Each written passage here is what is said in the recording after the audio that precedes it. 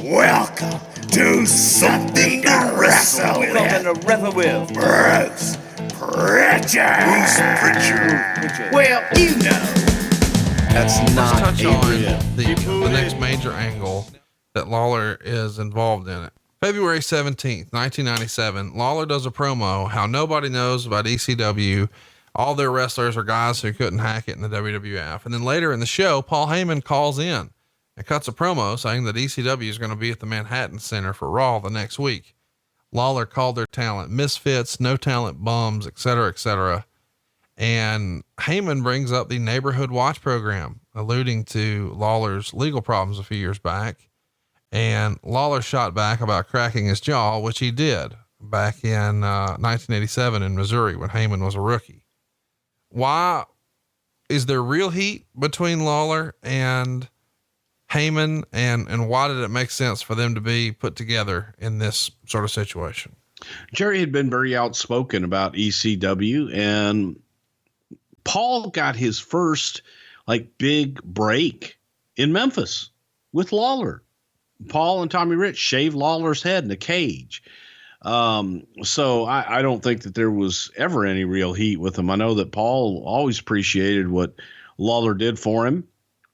And I don't know if Paul left on the right way with Jerry. There might've been a little residual heat there, but it's business. And Jerry Lawler was a guy that can take a work, spin it to where you think, the rest of the shit, that's bullshit. What he's saying right now, they're live. That's the only reason he's saying it, because they won't edit it. This is real. Right. That was the feeling with Lawler. Lawler could convince you. Heyman could convince you. Heyman was that loose cannon that you didn't know what he was going to say or do. So it was, you put two of those together, two great talkers. This was what Piper and Lawler should have been. Really? In my opinion, yeah. As far as just the verbal sparring. As far as the verbal sparring and the delivery of it.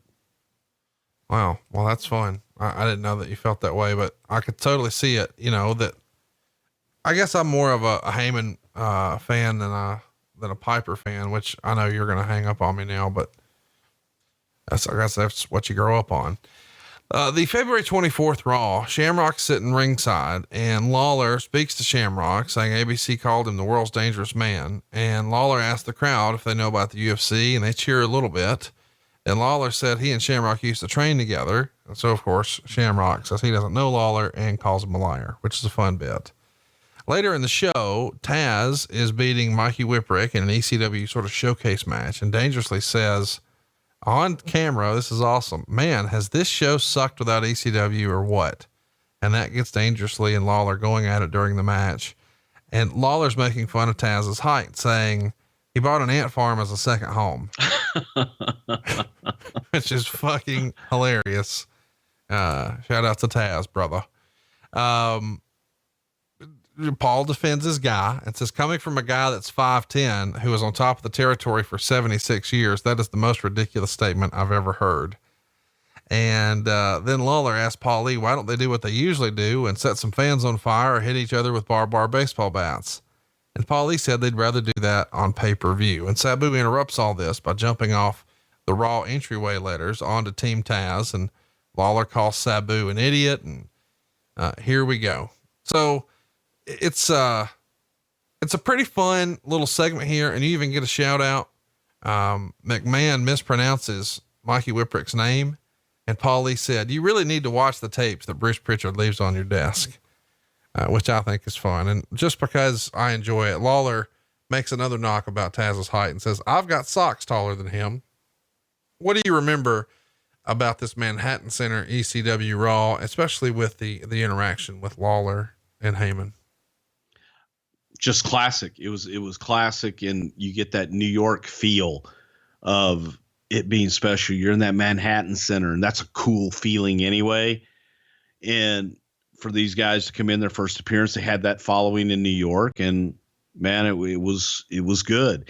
I'll tell you what, I bust on ECWs. I bust their balls all the time.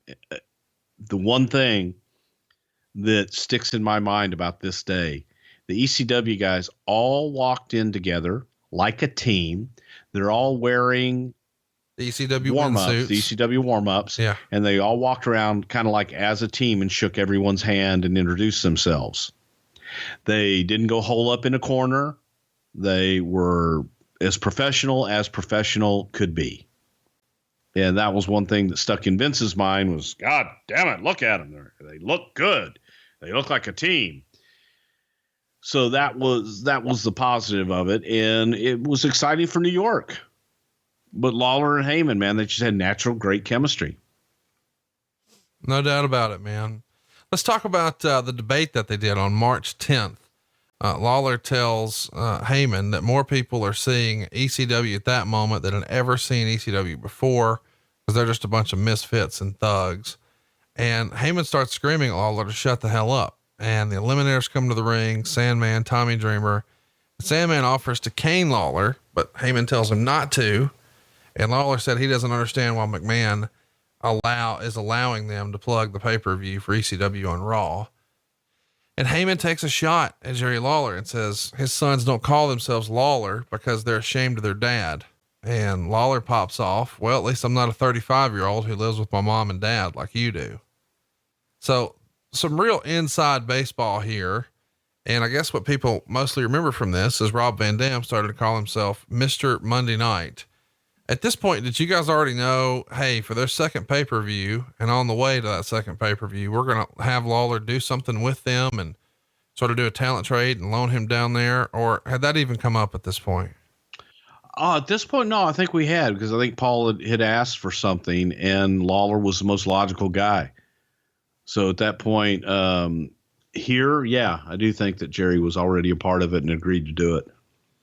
But the most notable thing that happens in June is WrestlePalooza 1997 at the ECW arena. What do you know? The lights go out, and when they come back on, Jerry the King Lawler is in the ring and the place goes bananas. It's quite the spectacle, because you've got Jerry Lawler, Rob Van Dam, and Sabu pretty much laying waste to the entire roster. And then Heyman comes out and goes after Lawler. Lawler begins beating on Paul Lee, leaves him laying in the ring. This would eventually lead to Taz burning a Monday Night Raw shirt on a metal folding chair in the middle of the ring.